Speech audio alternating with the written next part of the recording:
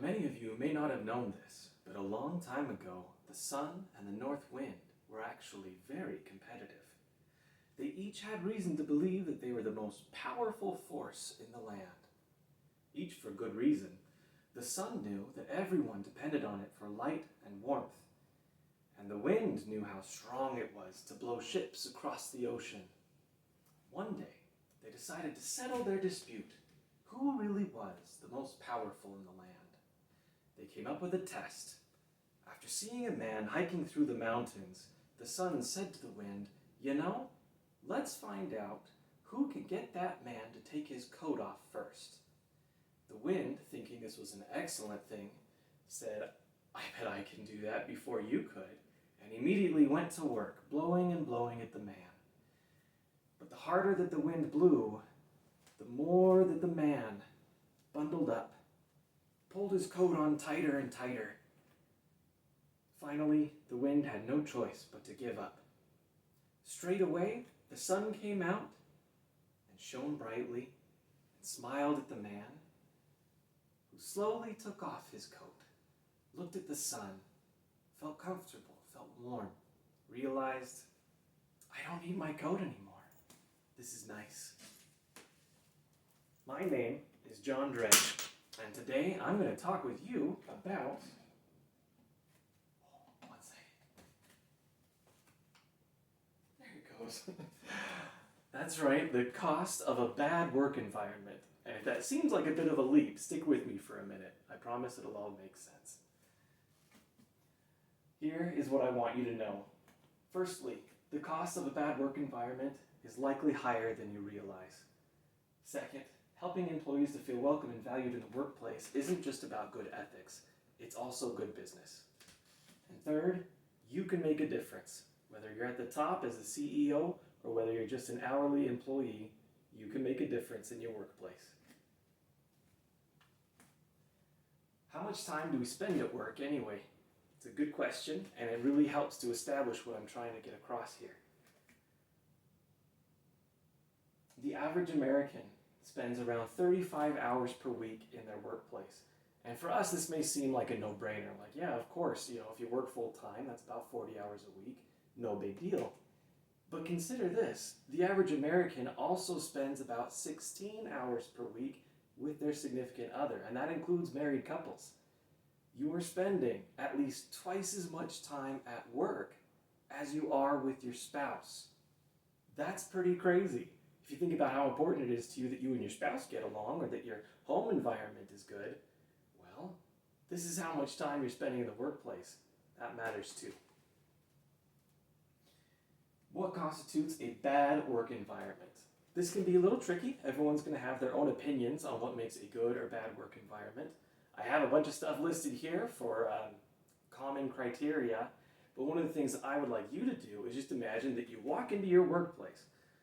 Maybe it's been a while, maybe you're currently employed, maybe not, but you walk in, what are your first impressions? Do you want to be there? As you look around, do you know the people that you are associating with? Are you friends with them? Do you get along with them? What's your relationship with your manager like? Is the air quality good? Are you finding that you're too cold all the time? All of these things factor into, are you having a good time at work? Is the work environment good for you? And that's important. On to the cost of a bad work environment, as that is the theme of this presentation. Just how expensive is it? Sure, we might think, oh yeah, it'd be nice, if I enjoyed being at work. It'd be nice if it wasn't stressful. It'd be nice if, it wasn't too hard just being there. Work is going to be work, but really how important is the environment that you work in? And actually, from a business standpoint, it can be really expensive when your work environment does not foster your employees. As an example, 85% of employees are not engaged or are actively disengaged at work. And that costs, this is a global scale here, $7 trillion a year in lost productivity, just from a lack of engagement. Stress-related illness costs businesses an estimated $200 to $300 billion a year in lost work opportunity and productivity. And the average financial cost of replacing an employee, who's most likely to leave if they do not enjoy their work environment or find one that is better suited to them, is between 100 to 200% of that employee's salary, or in the United States, between $34,000 and $100,000 per employee every time you have to replace them. So investing in your work environment, basically investing in your employees, is a really good business decision. It's not just about being nice or being the good guy. It's about creating an environment that works for you.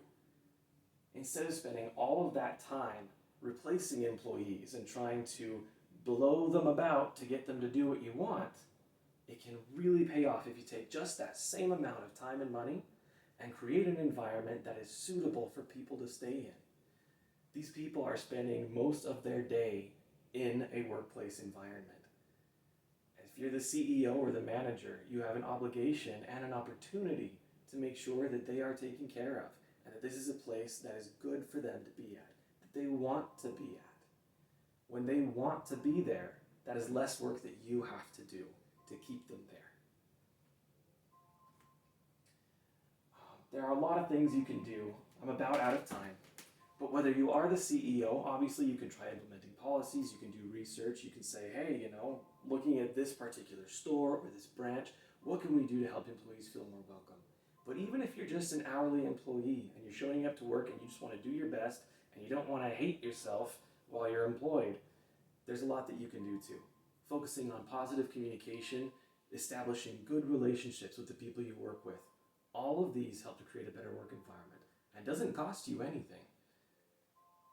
At the end of the day, you don't want to waste your time trying to blow people around. It is very expensive, even from a business standpoint. If you're a manager or your CEO, this is something you should consider. The cost of a bad work environment really is higher than you may realize, even purely in financial terms.